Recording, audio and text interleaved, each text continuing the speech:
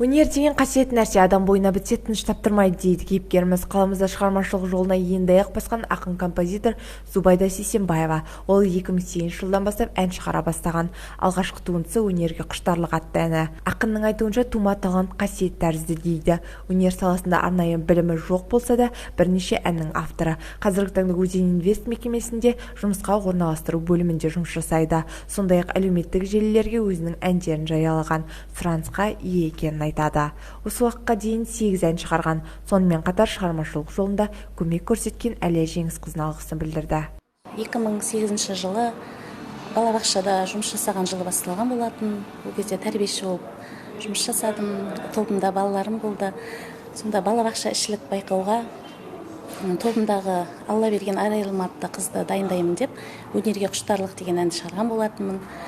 Ол балабақша ішілік әнші балапан байқауында бас жүлдені иеленіп, қалалық Алқызыл гүл байқауында бас жүлдені иеленген болады. Қазір сол әндерім бір жақсы қаралым жинап, Алматы қаласынан, Қарағанды қаласынан, Өскемен қаласынан музыкант апайлар соғып, әнімнің минусын сұрап, жылы лебіздерін айтып, каналыңызды дамыттыңызшы, бізге осындай балалар әндері керек, ескі әндерден шаршадық деп сұраныстар келіп жатыр. Болашақта сол кішкене болса да қазағымыздың өнеріне кішкене болса да үлес қосып, жүрегімнен шыққан әндерді жарыққа шығарғым келеді, халыққа жеткізгім келеді.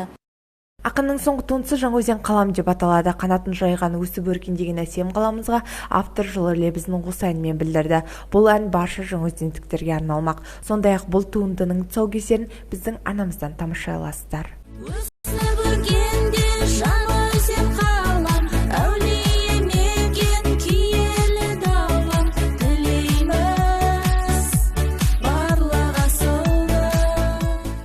Көпшілік туындысы балалар әндерінен бастау алады. Қазіргі таңда қала туралы, өмір, уақыт сияқты тақырыптарда жалғасын табуда.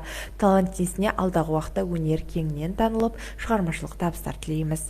Меруерт Мұхитқызы, Бақали Зиядинов, жаңалықтар.